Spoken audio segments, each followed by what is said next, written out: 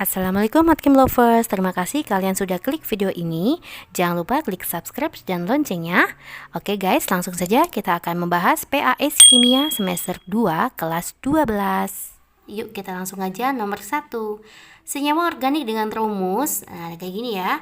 Berturut-turut termasuk dalam gugus apa dek? Kita lihat untuk poin 1, gugusnya yang mana? Ini CO nih. Berarti gugusnya adalah CO. CO ya, ini adalah keton. Yang selanjutnya ini adalah gugusnya. Ini seperti ini berarti adalah ether. Lalu ini adalah COO, berarti seperti ini. Lah, ini adalah ester. Oke, maka jawabannya mana? Keton, ether, dan ester. Oke, jawabannya adalah D ya. Next, nomor 2. Senyawa dengan rumus molekul C5H12O termasuk kelompok mana? Kita harus tahu dulu, ini bentuknya apa? CnH2n plus 2O ya. C-nya 5, N-nya 5. 5 kalikan 2, 10. 10 tambah 2, 12O. Siapa yang CnH2n plus 2O? Berarti dia punyanya alkohol atau punyanya ether gitu. Kalian harus tahu ya, alkohol dengan ether itu adalah CnH2n plus 2O. Yang satunya lagi ya, sekalian belajar. Kalau misalkan kita punya CnH2NO, ini punyanya siapa Mbak? Ini punyanya aldehid ya. Aldehid atau keton ya. Selanjutnya, jika kalian ketemu dengan tipe CnH2NO2, ini rumus molekulnya siapa? Rumus molekulnya asam karboksilat dengan ester. Gitu guys, ya. Berarti mana yang ada alkohol atau ether? Jawabannya adalah C ya. Oke, lanjut nomor 3, saya sudah garis bawah gugus fungsinya ya. Pasangan senyawa berikut ini berisomer fungsi, kecuali isomer fungsi itu apa? Yaitu dua senyawa yang memiliki rumus molekul yang sama, tetapi gugus fungsinya beda. Alkohol berisomer fungsi dengan ether, aldehid dengan keton, sedangkan askarbok berisomer fungsi dengan ester ya. Oke, ini ada alkohol. Ini gugus ether ya, maka betul mereka berisomer fungsi. Ini adalah asam karboksilat, COO itu adalah ester, betul ya. Asam karboksilat berisomer fungsi dengan ester. Lalu kita lihat ini adalah siapa? Ester ya, COO itu ester. Ini juga ester, maka mereka bukan isomer fungsi ya. Mereka hanyalah isomer rantai ya. Hanya gugus fungsinya sama tetapi bentuk bangunnya berbeda ya. Jawabannya adalah C.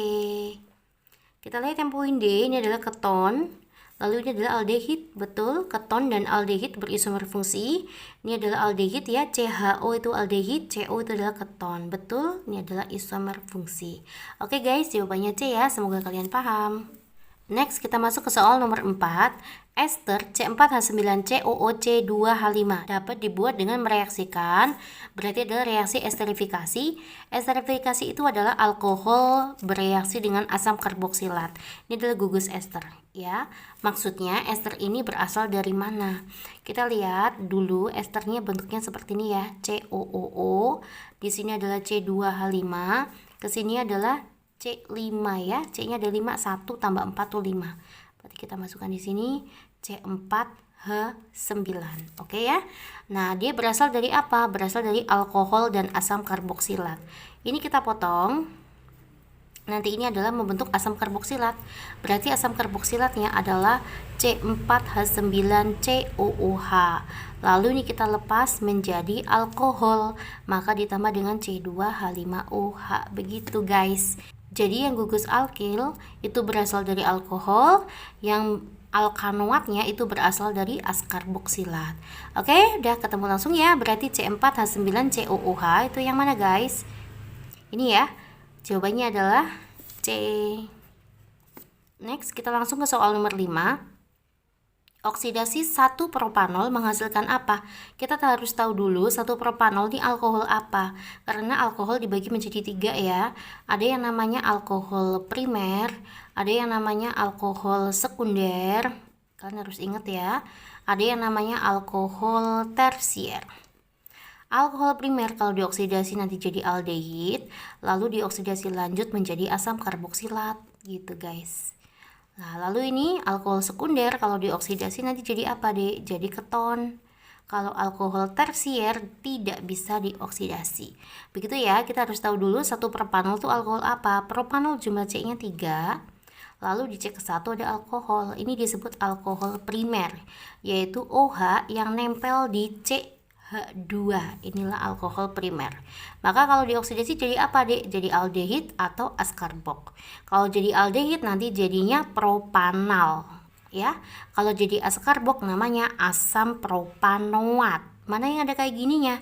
Oke, berarti jawabannya B ya.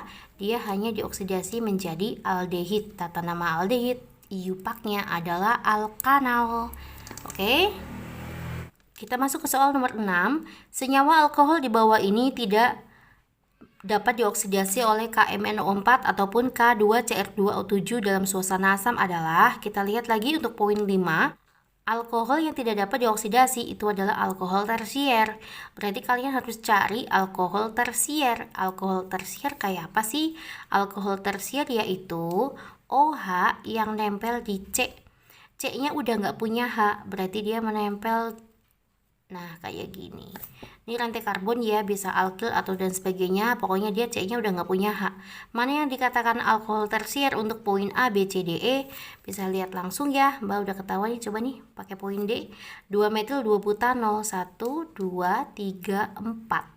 2 butanol. Di C kedua ada gugus alkohol. Di C kedua ada gugus apa? Metil. Lah, inilah yang dikatakan alkohol tersier. OH-nya nempel di C yang udah nggak punya H. Kakinya terpakai semua. Oke ya guys? Manakah yang tidak dapat dioksidasi? Yaitu alkohol tersier. Jawabannya adalah D. Nomor 7. Suatu senyawa dengan rumus molekul C3H8O. C3H8O berarti rumus molekulnya adalah CnH2n plus 2O. Berarti kalau nggak alkohol ya ether gitu ya. Nah, ternyata dapat dioksidasi. Oh, berarti menjadi keton. Berarti ini adalah alkohol sekunder. Karena kalau dioksidasi itu menjadi keton. Oke ya guys. Manakah yang alkohol sekunder menghasilkan dimetil keton ya? Dimetil keton kayak apa sih? Kayak gini. 1, 2. Nah, inilah yang dikatakan dimetil keton. Metil keton, karena metilnya sama maka dikatakan dimetil keton. Oke, dia berasal dari mana? Dari alkohol sekunder. Alkohol sekundernya gimana Mbak? Ya kayak gini guys. Nah, ketonnya itu berasal dari OH. Inilah alkohol sekunder ya. Dia dioksidasi menjadi dia dioksidasi menjadi keton, gak usah digaris ya. Ya, jawabannya dari apa Dek? Dari 2 propanol. Oke guys, jawabannya adalah B. Nomor 8, manakah yang termasuk reaksi substitusi? Ya, namanya reaksi substitusi itu adalah reaksi pergantian gugus. Ingat ya, reaksi pergantian gugus di mana alkana nanti akan berubah menjadi alkana lagi. Ya, kalau misalkan rangkap menjadi tunggal itu adalah adisi. Nah, kalau tunggal menjadi rangkap itu adalah eliminasi ya. Kalau untuk substitusi maka tunggal tetap tunggal tetapi terjadi pergantian gugus. Kita lihat ini tunggal menjadi rangkap berarti eliminasi. Berarti satu salah ya. Sekarang ini tunggal tetap jadi tunggal ya. Inilah yang dikatakan substitusi. Yang tadinya BR itu diganti sama OH. Nah, BR-nya hilang, OH-nya masuk tuh. Lalu BR yang hilang bereaksi dengan K+ menjadi KBr. Inilah reaksi substitusinya ya. Oke, ini berarti dua benar ya. Ini rangkap menjadi tunggal berarti adisi, salah. Kita lihat yang ini juga reaksi substitusi, tunggal jadi tunggal juga. Yang tadinya H6, H-nya lepas bereaksi dengan Cl menjadi HCl, H yang lepas diganti oleh Cl1 ke sini. Ya. Ini adalah reaksi substitusi, berarti yang substitusi adalah 2 dan 4. Next, kita masuk ke soal nomor 9 langsung. Hasil reaksi dari 2 metil 2 butena dengan HCl. Kita lihat butena. Jumlah C-nya berapa ya, Dek? Ada 4 ya. 1, 2, 3, 4. Di C kedua ada alkena. Di C kedua ada metil. Oke ya guys. 1, 2, 3, 4. Lalu diadisi dengan HCl. Ingat, ternyata gugus pengadisinya ada gugus H-nya. Maka nanti berlaku Markovnikov. Kapan berlaku Markovnikov lagi? Jika nanti yang di sekitar rangkap jumlah H-nya berbeda. Maksudnya gimana Mbak? Ini kan C-nya kakinya baru berapa? 1, 2, 3 ya. Maka H-nya kurang 1. Yang ini ada H enggak? Kakinya sudah 1, 2, 3, 4. Berarti C-nya kakinya udah 4. Berarti udah nggak punya H ya. Inilah Markovnikov akan berlaku. Maka H akan menyerang ke C yang jumlah H-nya lebih banyak tetapi yang di sekitar rangkap. Maka nih H-nya ke sini. Kaya semakin kaya ya, karena H-nya ke situ, maka CL-nya ke sini. Nyerangnya hanya yang di sekitar rangkap.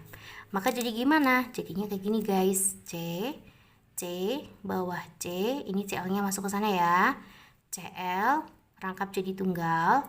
C, ini H-nya ke atas ya, jadinya nanti CH2. Maka rangkap jadi tunggal, ke samping ada si C. Oke ya, maka produknya apa? Yang namanya nomor 1 itu terdekat dengan cabang ya. Berarti 1, 2, 3, 4. Namanya 2 kloro, 2 metil butana. Oke guys, mana yang seperti itu? Jawabannya A. Kita masuk ke soal nomor 10. Suatu senyawa dengan rumus molekul C3H6O. Berarti dia adalah Cn H2NO. Punya siapa ini? Punyanya aldehid atau punyanya keton ya guys ya. Bila direaksikan dengan reaksi Fehling maka akan menghasilkan endapan merah bata. Ini sifatnya siapa? Sifatnya aldehid.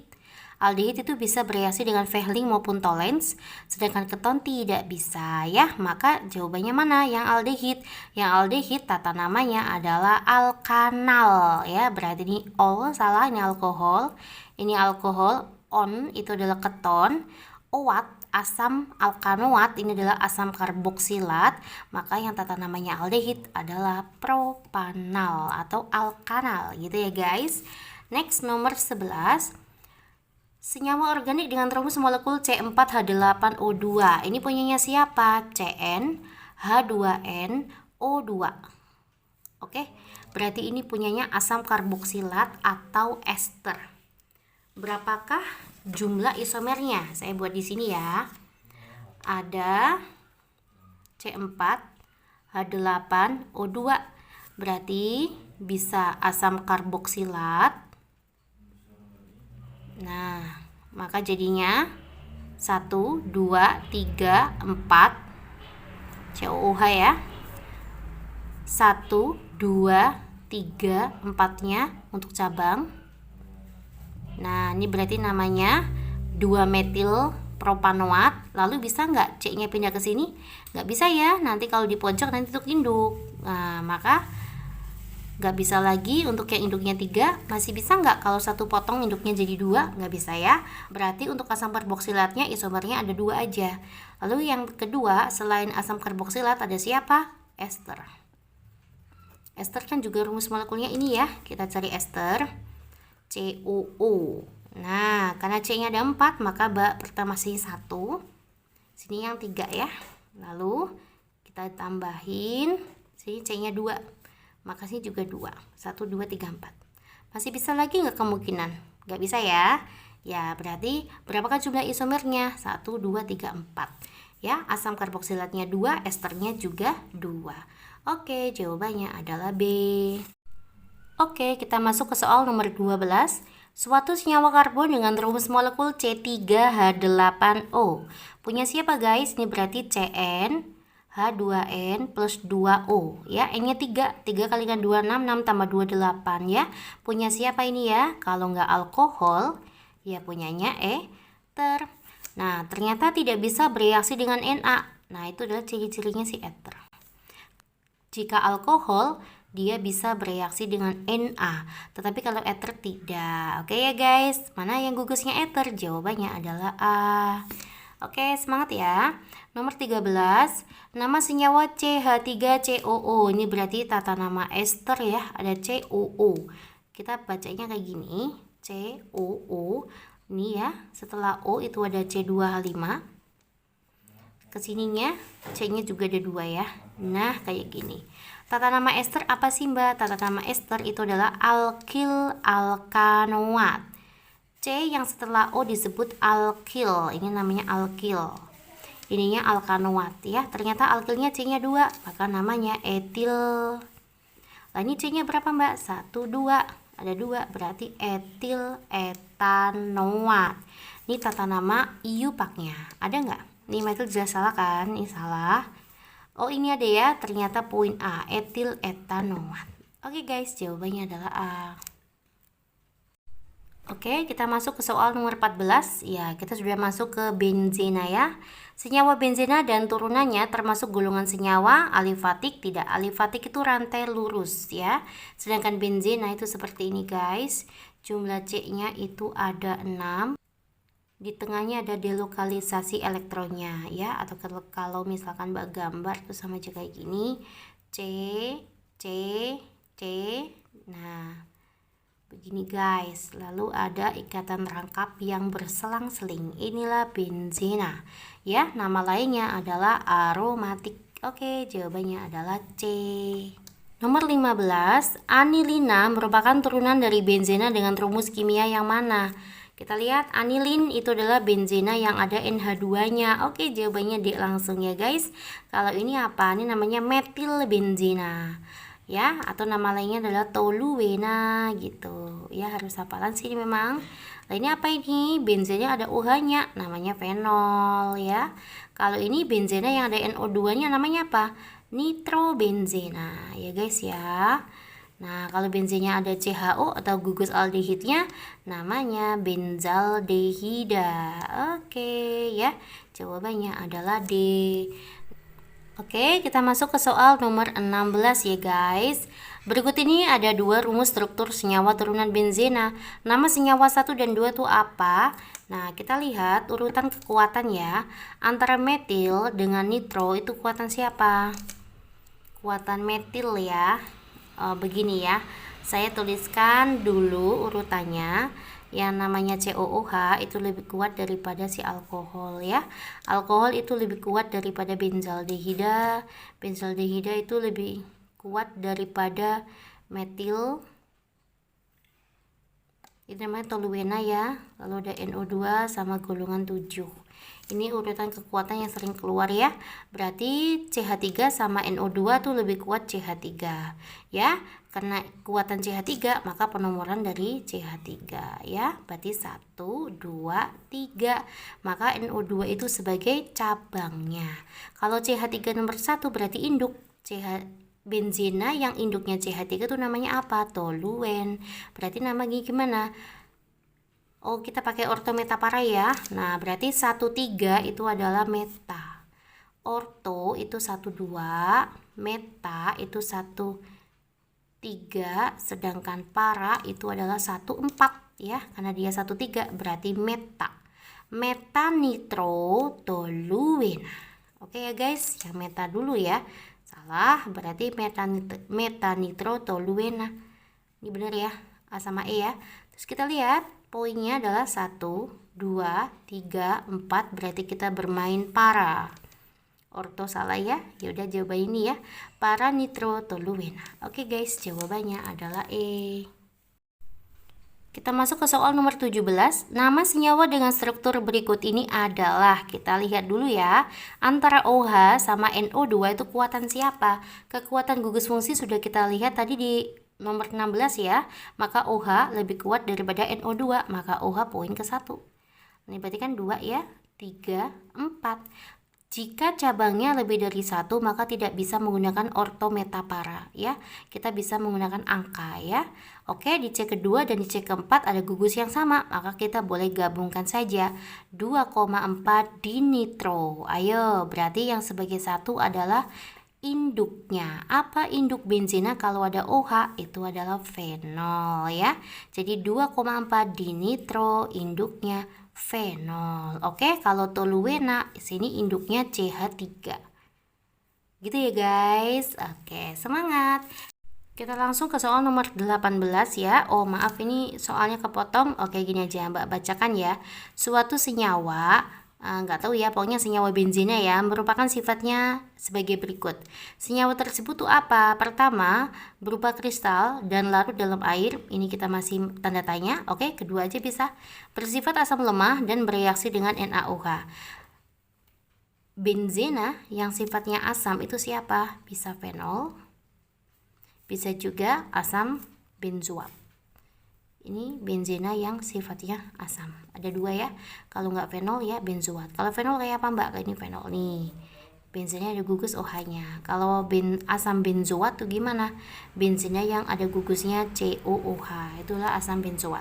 Nah, senyawa tersebut apa? Berarti kalau nggak fenol ya asam benzoat. Ternyata membunuh bakteri. Maka jawabannya adalah fenol ya guys. Next, langsung aja nomor 19. Senyawa yang dihasilkan dari reaksi sulfonasi. Oke, jika suatu benzena disulfonasi, nanti hasilnya apa? Sulfonasi itu apa sih? Sulfonasi itu adalah reaksi benzena dengan dengan asam sulfat ya. Nanti hasilnya apa? Jadi ini adalah reaksi H-nya lepas, H2SO4 nanti kayak gini jadinya ya. OH. Nah, O-nya ambil 1, H-nya 1, maka sisanya HSO3. Nah, H lepas dengan OH nanti jadinya H2O. Nah, inilah produk utamanya. Nah, HSO3-nya lari ke sini. Ya, begitu guys. Inilah yang dikatakan asam benzena sulfonat. C. Kita masuk ke soal nomor 20. Nama senyawa berikut ini adalah, oke guys, ada gugus apa aja ini? Ada OH, ada NH2, ada Cl. Siapa yang paling kuat? Kalian bisa lihat tadi nomor 16 ya. OH itu lebih kuat daripada NH2, makanya ke 1. Lah, kita lihat ke sini bisa poin 2, ke sana juga bisa poin 2 ya. Nanti tata namanya kemana mbak? Ke kanan atau ke kiri? Kita lihat NH2 sama Cl tuh kuatan mana? NH2. Yang namanya gugus halogen itu adalah yang paling rendah kekuatannya. Berarti penomorannya ke sana guys. Berarti 2, 3, 4, 5, 6. Berarti namanya apa? 2. Apa NH2 kalau sebagai cabang namanya amin. 2 amin, 6 kloro. Gugus induk yang ada OH-nya adalah fenol ya. Jadi namanya 2 amin 6 klorofenol. Oke ya, jawabannya adalah B. Nomor 21. Suatu senyawa turunan benzena memiliki sifat-sifat sebagai berikut. Memerahkan lakmus biru. Oh, berarti sifatnya asam ya. Tadi yang benzena yang sifatnya asam itu kalau nggak fenol ya asam benzoat. Garamnya sering digunakan sebagai pengawet makanan. Oh iya, ini sifatnya siapa? Asam benzoat untuk pengawet makanan. Oke, nomor 22 kita sudah masuk ke polimer. Polimer berikut yang termasuk polimer termoplas. Polimer termoplas itu adalah polimer yang tidak tahan panas ya. Ada termoplas, ada termoset. Yang tahan panas disebut termoset. Kecuali berarti kita cari yang termoset ya. Berarti kalian harus hafalin dulu ya. Yang tahan panas itu adalah bakelit ya. Antara dakron, pralon, nilon, polyester ini semuanya kalau terkena panas dia akan terbakar ya. Tapi kalau bakelit kuat. Oke guys, jawabannya adalah D. Kita masuk ke soal nomor 23 ya. Dari pasangan monomer berikut yang merupakan monomer tetron. Ya, ini hafalan banget ya guys. Tetron itu berasal dari siapa? Ini monomernya. Asam tereftalat dan etanadiol ya. Jadi jawabannya adalah D. Kalau asam adipat dan heksametildiamin ini monomernya si nilon ya. Kalau stirena ya monomernya polistirena. Kalau etilena namanya polimernya etilena, polietilena. Kalau vinil klorida ini monomernya siapa? PVC, polivinil klorida. Gitu ya guys. Ini hafalan. Nomor 24, teflon merupakan apa? Teflon, kita lihat dulu monomernya apa sih teflon? Teflon itu monomernya adalah tetrafluoretilena. Jadi kayak gini guys. Ini monomernya. Tetrafluor ya. Jadi fluornya ada 4. Nah, ini etena atau etilena. Nah, karena monomernya memiliki ikatan terangkap, maka nanti reaksinya adalah adisi. Oke ya. Jika monomernya ada ikatan terangkapnya, maka prosesnya adalah adisi. Nah, terus teflon itu kan tahan panas ya, maka dia adisi dan tahan panas. Kalau tahan panas itu termoset. Termoset adisi. Oke ya, jawabannya adalah C. Nomor 25, pasangan polimer yang terbentuk melalui reaksi kondensasi. Kita lihat kondensasi gimana? Kalau kondensasi itu monomernya ada gugus fungsinya ya. Kalau tadi monomernya ada ikatan rangkap itu adisi, kalau monomernya ada gugus fungsinya itu reaksinya kondensasi. Nah, kita lihat di sini kalau ada ena berarti dia adisi. Kan ena itu rangkap ya. Iya, ini juga stirena, dia punya rangkap, berarti ini adisi. Ini juga salah di propilena, ini berarti reaksinya adisi. Ena, ini juga adisi. PVC juga ya, PVC itu kan berasal dari sini, polivinil klorida ya, itu adisi kayak gini guys. Inilah PVC, inilah monomernya PVC ya. C, rangkap C ada gugus Cl. Nah, berarti pasti adisi, nggak mungkin kondensasi. Maka jawabannya adalah ini guys. Ini gugusnya adalah ester, ini gugusnya adalah amin. Oke ya. Jadi kalau monomernya ada gugus fungsinya, itu prosesnya kondensasi. Oke, langsung saja ya. Nomor 26, monomer penyusun karet alam. Siapa tuh? Yaitu isoprena. Jawabannya adalah B. Oke, kita masuk ke soal nomor 27. Diketahui cat tembok, polimer akrilik ya. Ini salah satu cat tembok, polimernya adalah akrilik, digunakan sebagai bahan dasar cat. Sebagai monomer penyusunnya adalah, ini berarti soalnya diketahui polimer, kalian mencari monomernya. Kalau mencari monomer, kalian lihat yang pengulangannya sama ya guys. Maksudnya gimana guys? Nih lihat. Nih kan pengulangannya sama nih. Nah, kayak gini kan. Tuh, ini juga sama nih, kita potong di sini. Nah, ini berarti monomernya. Kita cari yang pengulangannya sama. Ini kan sama kan, guys? Tuh. Nah, inilah monomernya. Lalu gimana? Kita ambil ya salah satu ya. Misalkan Mbak ambil yang tengah deh, Mbak ambil. Berarti kan CH2, C, atasnya tuh CH3, bawahnya adalah COOCH3. Ini kita putus dari titik sama titik ya, kita kan diputus tuh. Nah, ini kan juga berasal dari titik sama titik diputus. Nah, karena putus menjadi radikal bebas nih ke sini. Nah, ini jadinya ke sini. Nah, begitu ya. Ini kemana Mbak? Ini ke sana. Nah, ini berarti ke sana. Ini juga. Nah, ini putus nih ke sini. Oke, maka kita ambil yang ini aja. Maka jadi gimana? CH2 rangkap C, sininya CH3, CH3-nya Mbak kesini nggak apa-apa. Yang ke bawah adalah COOCH3. Mana yang gambarnya kayak gini? Kebetulan banget jawabannya A ya. Kalian bisa lihat nih. CH2 rangkap. CH3-nya ke atas sih sebenarnya ya, tapi kita turunkan ke bawah kayak gini nggak apa-apa. Ke bawahnya COOCH3. Inilah monomernya. Berarti reaksi ini polimernya menggunakan reaksi apa Mbak? Reaksi adisi.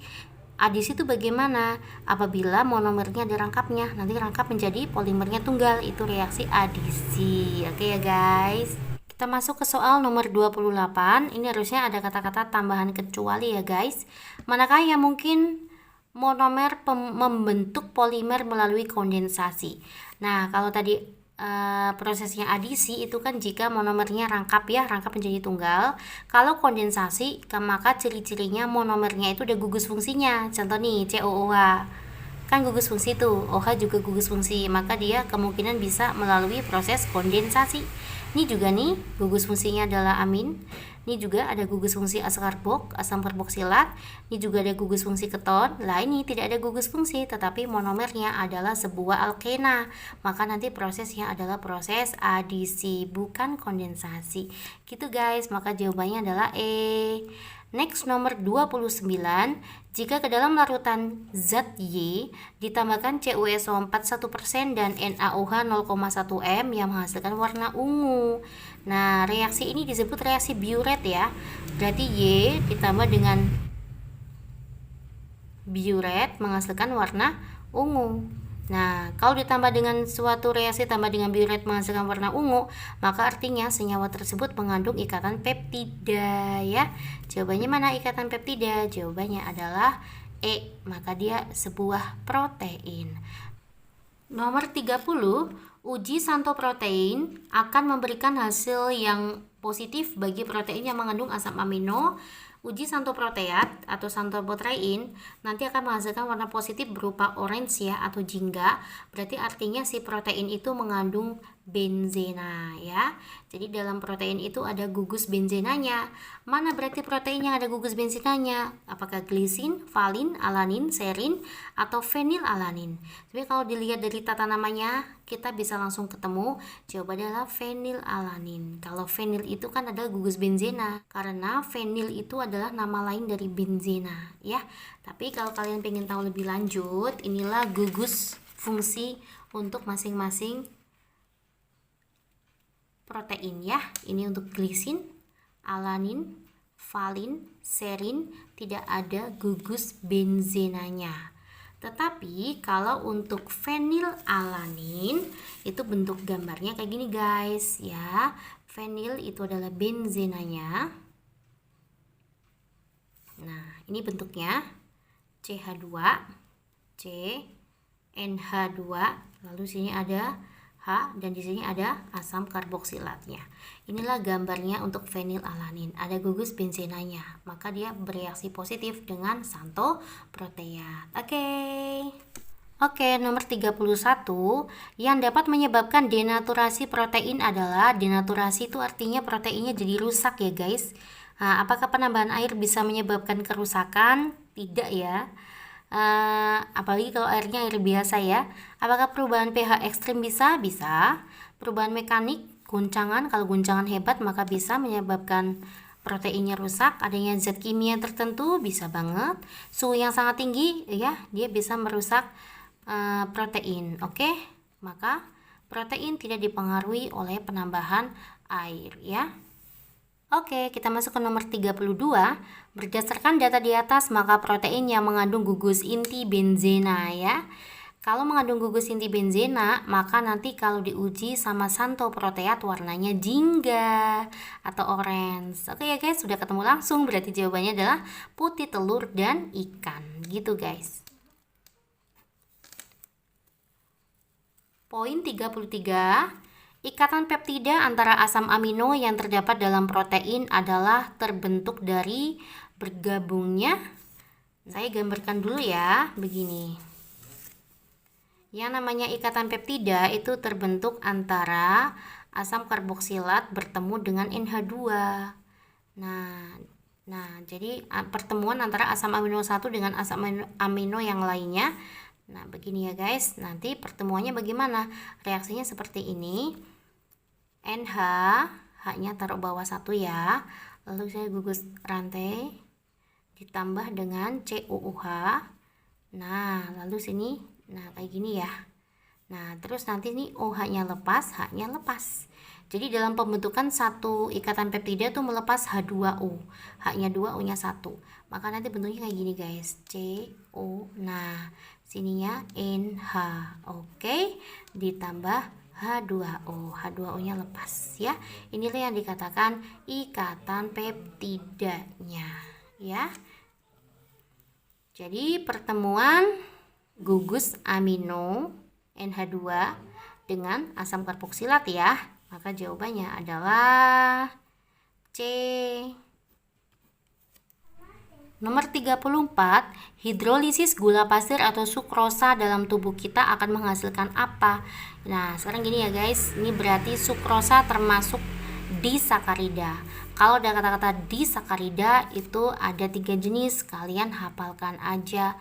Males ya, yaitu maltosa, laktosa, dan sukrosa.